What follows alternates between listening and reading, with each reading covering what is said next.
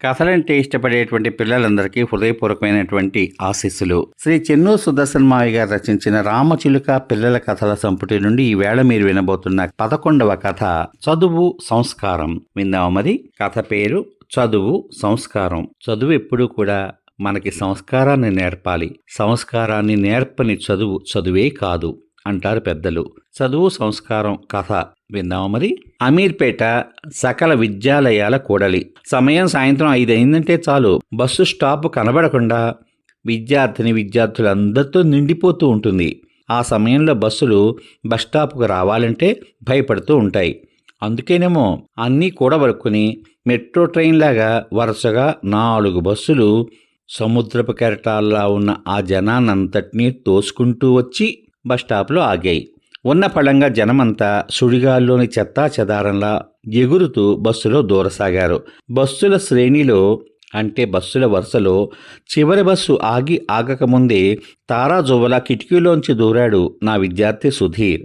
బస్సులో సుధీర్ సీటు ఎలాగా సంపాదించకపోడు, నేను వెళ్తే నాకు సీటు ఇవ్వక మానడు అనే ఆశతోటి శత విధాల ప్రయత్నం చేసి మొత్తానికి బస్సు ఎక్కి సఫలీకృతుడినయ్యాను.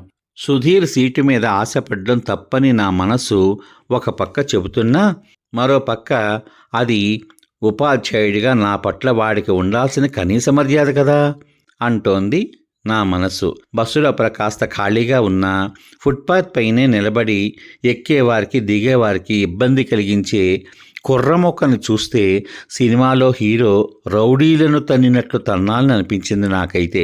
అయినా అది నా వల్లయ్యే పనేనా? అసాధ్యం. ఆ కుర్రమొక్కలో జేబు దొంగలు, గొలుసు దొంగలు కూడా ఉంటూ ఉంటారు. మన జాగ్రత్తలో మనం ఉండాలి కదా అని మనసు జాగ్రత్తలు చెబుతోంది. కండక్టర్ తన ముందున్న వారి చెవులు విసనకర్రల్లా ఊగిసలాడేలాగా ఈల ఊదుతూ బస్సుని కంట్రోల్ చేస్తూ ఉన్నాడు. అలనాడు గంపలో శ్రీకృష్ణుణ్ణి మోసుకుని వెళ్తున్న వసుదేవునికి సముద్రుడు దారి ఇచ్చినట్లుగా కండక్టర్ నడుస్తుంటే జనం దారి ఇవ్వక తప్పడం లేదు. నేను అతడి వెనకాలే పాములా మెలికలు తిరుగుతూ వెళ్ళి ఒక నిలువు రాడ్ని పట్టుకుని నిలబడ్డాను. కాస్త ప్రాణం లేచొచ్చినట్టయింది.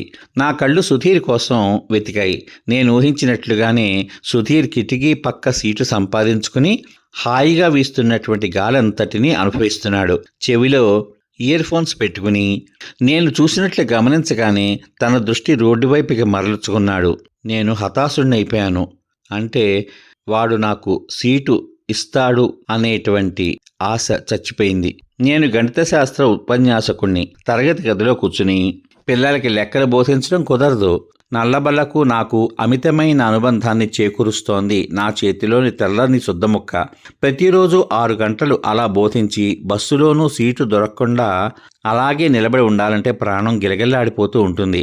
బస్సులో సీటు కోసం ప్రవేశ పరీక్ష పెడితే బావుండును అని అనిపిస్తుంది. ద్విచక్ర వాహనం కొనుక్కుందామని అనుకున్నా నా ఆర్థిక పరిస్థితి వల్ల ఆ కోరిక తీర్చుకోలేకపోయాను. భరత్ నగర్ వచ్చేసరికి నాకు సీట్ దొరికింది. లాటరీలో ₹1,00,000 బహుమతి తగిలినట్లు అనుభూతి పొందాను. కానీ ఆ సంతోషం ఆర్టేసేపు నిలబడలేదు. ఎంతో ఉత్సాహంగా ఆకాశాన్ని చూస్తూ గాలిలో బ్యాట్ ఊపుకుంటూ వార్మప్ చేసుకుంటూ వచ్చిన బ్యాట్స్మెన్ క్రీజులో మొదటి పంతికే డక్అవుట్ అయినట్లు నిరాశ చెందాను. బస్సు నుండి దిగేవాళ్ళు దిగాక ముందు నుండి బస్సు ఎక్కి సీనియర్ సిటిజన్ సీట్లు ఖాళీగా లేకపోవడంతో తన భారీకాయాన్ని ఈడ్చుకుంటూ వస్తున్నాడు రామచంద్రయ్య మాస్టారు. ముక్కుకి సూటుగా ప్రవర్తించేటువంటి ఆయన ప్రవర్తనని తెలుపుతున్నటువంటి ఆయన నుదుట దుద్దిన నామం శాంత స్వరూపానికి చిహ్నంగా తెల్లని ధావతి లాల్చి ఆత్మసంతృప్తికి ప్రతీకగా పెదవుల మీద చిద్విలాసం చిందించే ఆ ముఖాన్ని నేను ఎన్ని జన్మలకైనా మర్చిపోను. మాస్టర్ని చూడగానే నాకు సీటు దొరికిన దానికంటే రెట్టింపు ఆనందం కలిగింది. నమస్కారం మాస్టారు, రండి ఇలా వచ్చి కూర్చోండి అంటూ మాస్టారు నా సీట్లో కూర్చోడానికి సహకరించాను. మాస్టారు కళ్ళజోడు సర్దుకుని నా వంక తదేకంగా చూస్తూ 2 చేతులు జోడించాడు. నేను చటుక్కున ఆయన చేతులు పట్టుకున్నాను. సార్, నేను మీ స్టూడెంట్ని సార్. నాకు 6వ తరగతిలో తెలుగు బోధించారు. నా పేరు వినయ్ కుమార్. మీ వేలాది మంది విద్యార్థుల్లో నన్ను మీరు గుర్తుంచుకోవడం చాలా కష్టమే. పైగా వయసు ప్రభావం. కానీ నేనెలా మర్చిపోతాను సార్? శిలలాంటి నన్ను సమాజానికి ఉపయోగపడేటువంటి విధంగా తీర్చిదిద్దిన మహానుభావులు మీరు. ప్రస్తుతం నేను అమీర్పేట ప్రభుత్వ జూనియర్ కళాశాలలో లెక్కల అధ్యాపకుడిగా పనిచేస్తున్నాను అని చెబుతూ క్షేమ సమాచారాలు కనుక్కోసాగాను. మా మాటలు సుధీర్ విన్నాడని అనిపిస్తోంది.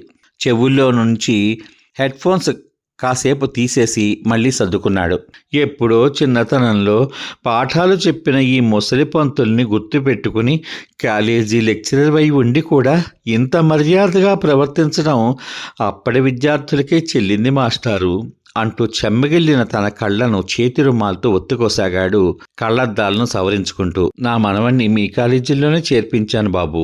ప్రభుత్వ కాలేజీల్లో పిల్లల్ని ప్రైవేటు కాలేజీల్లోని పిల్లల్లా బట్టి యంత్రాల్లా మార్చరు. వాడి పేరు సుధీర్, ఎంపీసీ గ్రూప్. బహుశా నీ స్టూడెంటే అనుకుంటాను అంటుంటే నేను సుధీర్ వెంక చూశాను. తల బయట పెట్టి పాటలు వింటున్నాడు. సుధీర్, అలా తల బయటెట్టద్దు అని చెబుతూనే ఉన్నాను. ఇంతలో విమానంలా దూసుకొచ్చిన లారీ బస్సును రాసుకుంటూ సుధీర్ తలను చిదిమేసింది. రక్తం జివ్వన చిమ్మింది. సుధీర్ వెనక సీట్లో కూర్చున్న వాళ్ళంతా రక్తసిక్తమైపోయారు. బస్సులో హాహాకారాలు మిన్నంటిపోయాయి. బస్సు రోడ్డు పక్కన ఆగింది. క్షణాల్లో బస్సు ఖాళీ. నేను వెంటనే అంబులెన్స్కి ఫోన్ చేశాను. సుధీర్ ప్రాణాపాయం నుండి బయటపడి పూర్తిగా కోలుకున్నాడు. హాస్పిటల్ నుంచి డిశ్చార్జ్ అయ్యాడు. తాతయ్య రామచంద్రయ్య తనకు చెప్పిన మాటలన్నీ కూడా సుధీర్ మనసులో అలజడి రేపుతూ గుర్తు రాసాగాయి. సుధీరు, చదువుతో పాటు సంస్కారం అలవడాలిరా. చదువు అంతగా లేకపోయినా ఈ ప్రపంచంలో విజ్ఞానవంతులు కోకొల్లలు. జ్ఞానపీఠ అవార్డు గ్రహీత మన రావూరి భరద్వాజ గారే దానికి ఉదాహరణ.